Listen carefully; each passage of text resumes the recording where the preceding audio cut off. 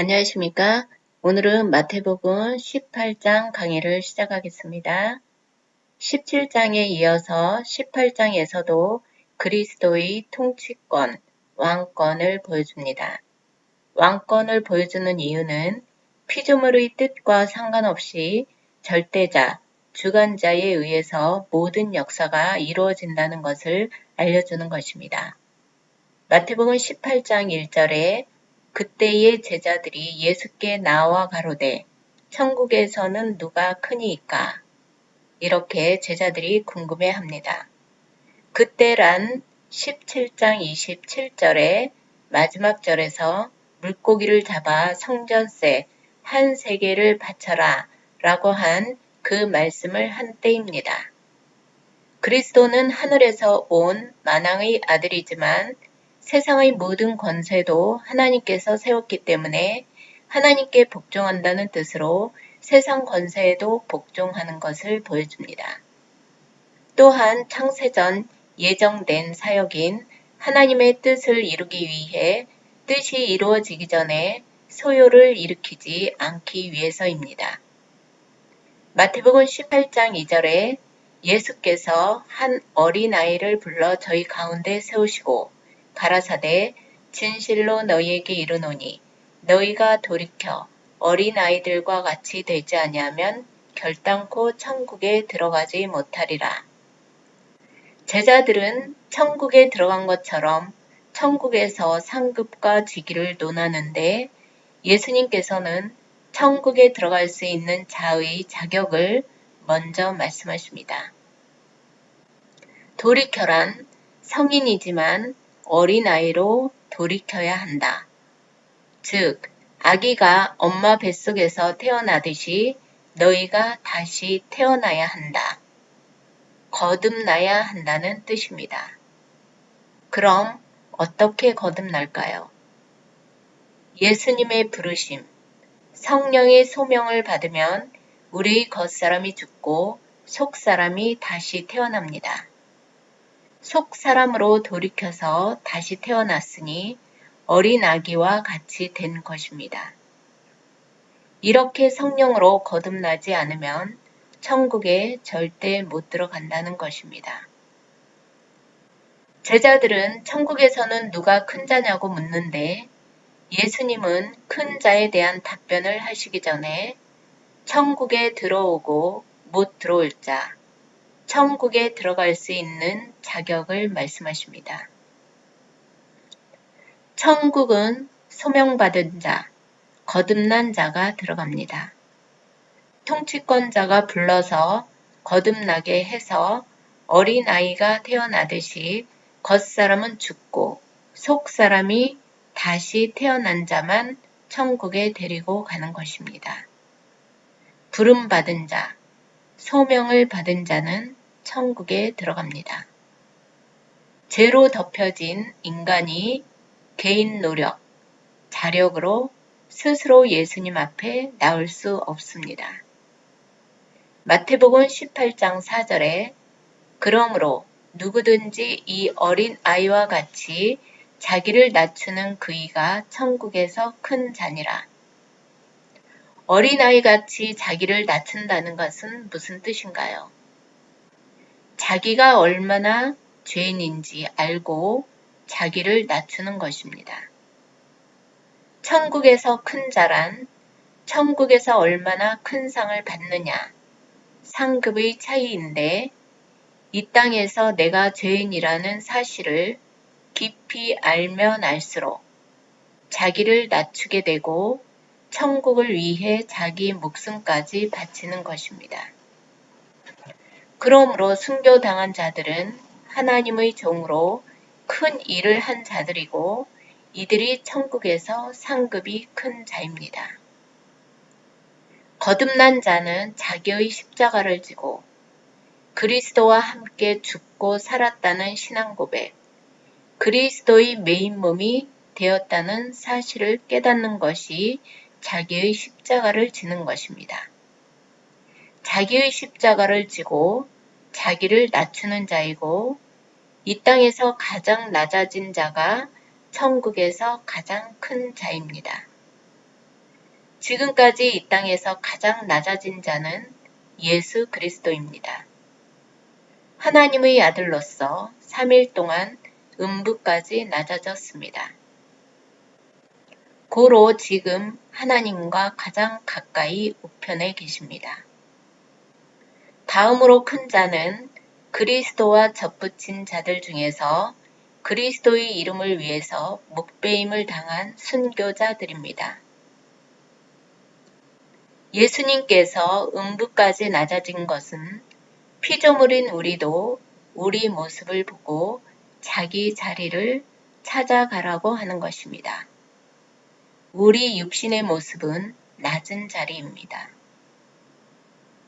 바울은 신약 성경의 많은 부분을 기록한 사도 중의 사도입니다. 구약으로 말하면 엘리야 같은 큰 선지자입니다. 요즘 말로 표현하면 대형 교회 중 가장 큰 대형 교회의 목사라 할 수 있습니다. 그럼에도 바울은 자기 자신을 나는 죄인 중의 괴수요, 만삭되지 못한 자 중에서 만물의 찍기요라고 했습니다. 지금 이 땅의 기독교인들에게 충분히 칭송을 받아 마땅한데 자기 자리는 바로 죄인 중의 괴수라고 자기 자신을 만물의 찍기라고 하였습니다. 이것이 어린 아이와 같이 자기를 낮추는 모습이고 기독교에서의 겸손입니다.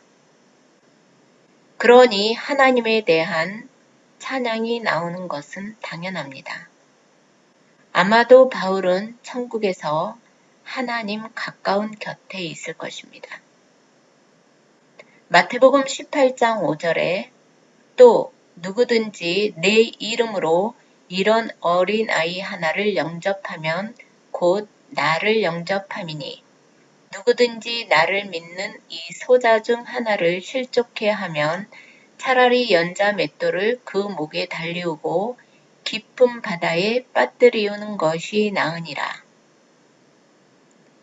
소자라는 표현을 쓰는 이유는 어린아이라는 뜻인데 거듭나서 겉사람은 죽고 속사람이 다시 태어나 낮아지고 다시 태어났으니 소자라고 하는 것입니다. 나를 믿는 이 소자는 그리스도를 영접하고 신앙 안에서 처음 나왔으니 갓난아기라는 것입니다. 겉사람은 성인이지만 속사람은 작은 아이, 소자가 된 것입니다. 그리스도 안에 들어온 자고 신앙을 접한 자입니다. 나를 믿으면 소자가 되어져서 천국에 들어오게 됩니다. 그리스도를 믿는 소자를 실족해 하면 연자 맷돌을 목에 달리우고 깊은 바다에 빠뜨리는 것이 낫다라는 것은 영원전부터 예정된 자를 실족해 할 수 없다는 강한 표현입니다. 소자를 실족해 하는 자는 물속에 빠뜨려 죽이는데 물속에 빠졌다가 다시 빠져나올 수 없도록 완전히 죽여야 되기 때문에 연자 맷돌을 목에 달리우고 거기다 얕은 물이 아닌 깊은 바다에 빠뜨리운다는 것입니다. 확실히 죽인다는 것입니다. 교회 안에 한 번 들어온 자, 영원 전부터 세운 자는 절대 실족해 하면 안 된다. 실족해 할 수가 없습니다. 흔히 세상에서 말하는 실족해 된 자는 잠시 교회를 이용한 자입니다. 교회를 이용하려고 들어왔다가 나가는 자들이고 영원 전부터 세워진 자가 아니라는 것입니다. 믿는 자들은 나보다 늦게 거듭난 소자들을 실족해 할까봐 교회의 건덕을 세우기 위해 성령에 이끌려서 행하는 것이고 그러므로 내가 겸손한 게 아니고 나는 자랑할 게 하나도 없습니다. 마태복음 18장 7절에 실족해 하는 일들이 있음을 인하여 세상에 화가 있도다. 실족해 하는 일이 없을 수는 없으나 실족해 하는 그 사람에게는 화가 있도다. 실족해 하는 일이 없을 수 없다는 것은 그리스도의 십자가 사건을 말합니다. 가롯 유다가 그리스도를 파는 일을 예언한 것입니다. 그러므로 실족해 한 그 사람, 가롯 유다에게 화가 있다는 것입니다. 화는 세상이 심판을 받게 됨을 말합니다. 사실은 심판을 다 받았습니다. 만물의 주인은 그리스도인데 그리스도를 모르는 자는 심판을 다 받은 것입니다. 자기가 죽었다는 사실을 모를 뿐입니다. 이 땅을 기준으로 살면 예수가 필요 없습니다. 저 땅을 기준으로 사니까 다 죽었다는 것이고 그리스도를 모르는 자는 이 땅에는 살고 있으나 저 땅에 갈 수 없으니 죽은 것입니다. 마태복음 18장 8절에 만일 네 손이나 네 발이 너를 범죄케 하거든 찍어 내 버리라. 불구자나 절뚝발이로 영생에 들어가는 것이 두 손과 두 발을 가지고 영원한 불에 던지는 것보다 나으니라. 마태복음 18장 9절에 만일 네 눈이 너를 범죄케 하거든 빼어 내 버리라.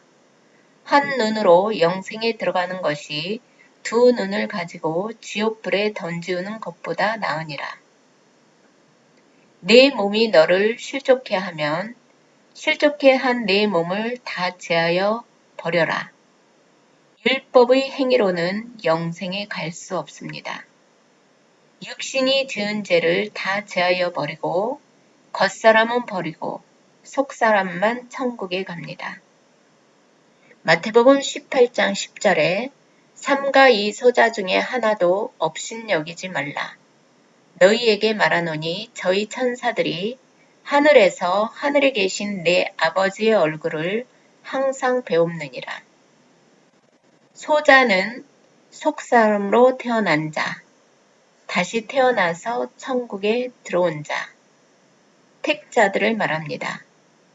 소자들을 지키는 천사들이 하늘에서 하나님께 항상 배웁느니라 라는 말씀은 일일이 보고를 한다는 것입니다. 소자의 천사들이 항상 지켜보고 있으니까 업신여기지 마라. 믿음이 어리다고 세상 물질, 건세 가진 자들이 믿음이 어린 자를 업신여기지 마라. 똑같은 교회의 지체입니다. 세상 교회에서 지체를 업신여기는 것은 그리스도를 머리로 세운 교회가 아니기 때문입니다. 교회 안에서는 그리스도가 머리가 되고 우리가 지체가 되었기 때문에 절대 업신여겨지지 않습니다. 그리스도의 보혈로 세운 교회는 참 교회이므로 절대로 지체를 업신여기지 않는다는 것입니다. 마태복음 18장 12절에 너희 생각에는 어떻겠느뇨? 만일 어떤 사람이 양 100마리가 있는데 그 중에 하나가 길을 잃었으면 그 99마리를 산에 두고 가서 길 잃은 양을 찾지 않겠느냐. 양 100마리는 천국 백성 될 자가 총 100마리로 비유를 한 것입니다. 그런데 천국에 들어온 자는 99마리 양이다. 아직 한 마리가 다 채워지지 않았습니다. 잃어버린 양 한 마리, 아직 남은 한 마리는 그만큼 귀하고 매우 귀한 것입니다. 마태복음 18장 13절에 진실로 너희에게 이르노니 만일 찾으면 길을 잃지 아니한 99마리보다 이것을 더 기뻐하리라. 잃은 것을 다시 찾았기 때문에 더 기쁘다는 것입니다. 마태복음 18장 14절에 이와 같이 이 소자 중에 하나라도 이뤄지는 것은 하늘에 계신 너희 아버지의 뜻이 아니니라. 그리스도의 접붙인 자들, 교회의 지체들, 이 소자들 중에 하나라도 잃어버리는 것. 창세전에 하나님께서 택한 택자들을 하나라도 잃어버리는 것은 하나님께서 창세전에 세운 작정대로 택자들을 찾는 것이 하나님의 뜻이기 때문에 하나라도 잃어버린다는 것은 하나님의 뜻이 아니고 하나님이 전능자인 하나님이 될 수 없다는 것입니다. 하나님은 전능자, 약속을 지키시는 여호와이십니다. 마태복음 18장 15절에 내 형제가 죄를 범하거든 가서 너와 그 사람과만 상대하여 권고하라. 만일 들으면 네가 네 형제를 얻은 것이요. 만일 듣지 않거든 한두 사람을 데리고 가서 두세 증인의 입으로 말마다 중잠케 하라. 네 형제라는 것은 교회의 지체를 말합니다. 죄를 범한다는 것은 율법의 죄를 말합니다. 너와 그 사람과만 상대하여 권고하라는 다른 사람 보지 않게 너 혼자만 조용히 그 사람과 대화를 나누라. 소란스럽게 하여 다른 사람에게 알려져서 그 사람이 상처받지 않게 하라는 것입니다. 그때 그 사람이 너희 권고하는 말을 들으면 내 형제를 얻는다. 그가 교회의 지체가 되는 것입니다. 만일 듣지 않거든 두세 증인의 입으로 증장케 하라. 두세 사람을 증인으로 세워서 증거로 참여시켜라 라는 것입니다. 마태복음 18장 17절에 그들의 말도 듣지 않거든 교회에 말하고 교회의 말도 듣지 않거든 이방인과 세리와 같이 여기라. 교회가 충고를 해도 안 들으면 잠시 일시적으로 이방인과 세리와 같이 생각하라는 것입니다. 출교로서 징계를 주는 것입니다. 교회 안에 들어온 자만이 선택받은 백성인데 선택받지 아니한 이방인처럼 잠시 교회 밖에서 생활하도록 출교시키는 것입니다. 징계와 형벌은 다른 것인데 징계는 잘되라는 뜻으로 사랑에 대한 징표고 형벌은 죄의 삭, 행위에 대한 벌입니다. 교회 이름으로 충고했는데 교회의 말을 안 듣고 덕이 안 되는 자들은 최종적으로 출당, 출교 조치를 취하라는 것입니다. 교회의 지체는 천국 백성으로 택한 백성이기 때문에 영원히 교회 밖으로 쫓아낼 수는 없습니다. 이미 교회의 지체이고 한 몸이기 때문입니다. 마태복음 18장 18절에 진실로 너희에게 이르노니 무엇이든지 너희가 땅에서 매면 하늘에서도 매일 것이요 무엇이든지 땅에서 풀면 하늘에서도 풀리리라. 진실로 다시 너희에게 이르노니 너희 중에 두 사람이 땅에서 합심하여 무엇이든지 구하면 하늘에 계신 내 아버지께서 저희를 위하여 이루게 하시리라. 두 사람이 땅에서 합심한다는 것은 교회가 합심이 되어야 한다는 것입니다. 하나님이 정하신 작정이 근거가 되어야 합니다. 교회가 내 이름으로 모인 곳에서 하나님의 뜻을 근거로 모인 곳에서 구하면 하늘에 계신 내 아버지께서 이루게 하신다는 것입니다. 반석이 교회의 기초돌, 머릿돌이 되어야 합니다.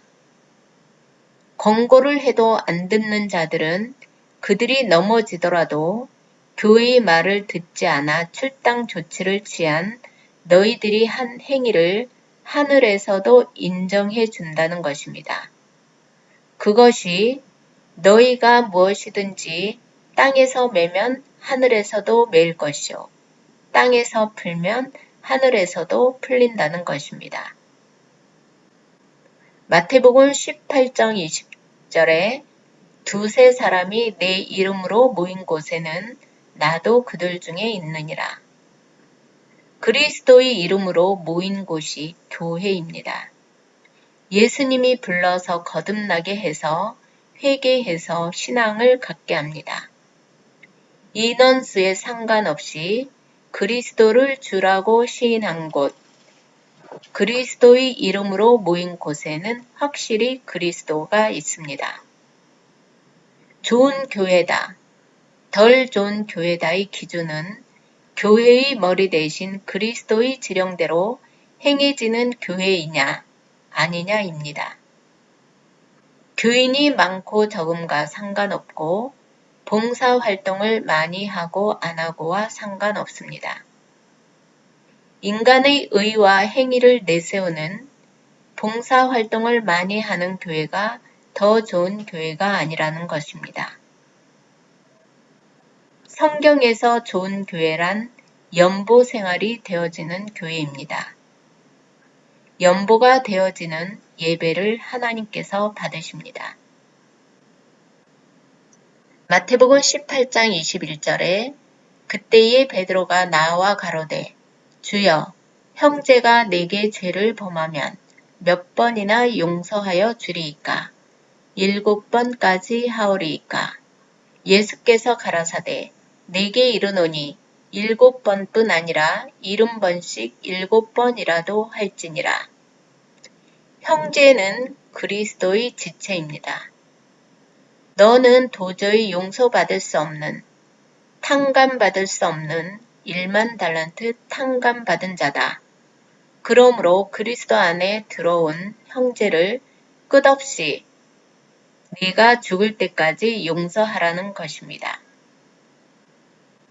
마태복음 18장 23절에 이러므로 천국은 그 종들과 회개하려 하던 어떤 임금과 같으니 회개할 때에 1만 달란트 빚진 자 하나를 데려오매 갚을 것이 없는지라 주인이 명하여 그 몸과 처와 자식들과 모든 소유를 다 팔아 갚게 하라 한데 그 종이 엎드려 절하며 가로되 내게 참으소서 다 갚으리이다 하거늘 그 종의 주인이 불쌍히 여겨 놓아 보내며 그 빚을 탕감하여 주었더니 그때 그 주인은 처음에는 당연히 행위대로 갚아라 라고 했는데 자기 죄를 깨닫고 용서를 구하는 모습을 불쌍히 여겨 탕감을 해주었습니다.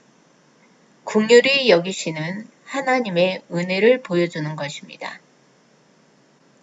구약 모세 때에 행위 언약인 율법을 주었고 율법을 지키라고 쫓아옵니다. 한편으로는 도피성을 만들어 죽음을 피할 수 있게 하였습니다. 율법을 안 지키면 죽이기 때문입니다. 마태복음 18장 28절에 그 종이 나가서 제게 100데나리온 빚진 동관 하나를 만나 붙들어 목을 잡고 가로되 빚을 갚으라 하매 그 동관이 엎드려 간구하여 가로되 나를 참아 주소서 갚으리이다 하되 허락하지 아니하고 이에 가서 저가 빚을 갚도록 옥에 가두거늘 그 동관들이 그것을 보고 심히 민망하여 주인에게 가서 그 일을 다 고하니 이에 주인이 저를 불러다가 말하되 악한 종아 네가 빌기에 내가 네 빚을 전부 탕감하여 주었거늘 내가 너를 불쌍히 여긴과 같이 너도 내 동반을 불쌍히 여김이 마땅치 아니하냐 하고 주인이 노하여 그 빚을 다 갚도록 저를 옥졸들에게 붙이니라. 너희가 각각 중심으로 형제를 용서하지 아니하면 내 천부께서도 너희에게 이와 같이 하시리라. 10,000달란트 탕감받은 자가 저에게 100데나리온 빚진 자를 긍휼히 여기지 않고 오히려 그 죄를 물어 옥에 가두었을 때 그 주인은 다시 10,000달란트 탕감해준 자를 용서하지 않았습니다. 너희가 각각 중심으로는 진정으로 마음에서 우러나오는 참된 용서를 해야 된다는 것인데, 용서란 내가 하는 게 아니고 되어지는 용서입니다. 내 본질을 알면 용서가 되어집니다. 탕감받을 자격이 없는데 우리는 10,000달란트 모든 죄를 탕감받은 자입니다. 왕직을 드러내는 것이기 때문에 왕권, 통치권으로 일방적으로 우리의 죄를 탕감해 주었습니다. 아담의 선악과 사건으로 인간이 타락하여 영원히 죽은 자들을 살려주었습니다. 우리가 받은 은혜가 얼마나 큰지 은혜를 생각한다면 누가 우리한테 아주 작은 빚이 있다 하더라도, 나한테 큰 잘못을 했다 하더라도 죄의 책임을 물을 수 없습니다. 우리 자신을 알면 똑같은 죄인이기 때문에 남을 탕감해줄 능력이 우리에게는 없습니다. 우리는 죄와 허물로 죽은 자들이기 때문에 내 자리를 알고 내 자신을 알면 지체들을 실족해 할 수 없습니다. 죽음은 결과이고 원인은 죄이기 때문에 그 원인인 우리의 죄를 탕감해 주었습니다. 우리는 죽음을 면하게 된 것입니다. 사망에서 생명으로 죄를 사함받았기 때문에 교회 안에서는 죄를 사하고 안 할 게 없습니다. 10,000달란트를 탕감받은 자신을 알면, 즉 우리 위치를 알면 지체들이 잘못을 용서 안 할 수가 없습니다. 그래서 우리가 우리에게 죄 지은 자를 사하여 준 것 같이라고 기도할 수 있는 것입니다. 이것이 기독교가 세상 윤리적으로도 덕을 세울 수 있는 것입니다.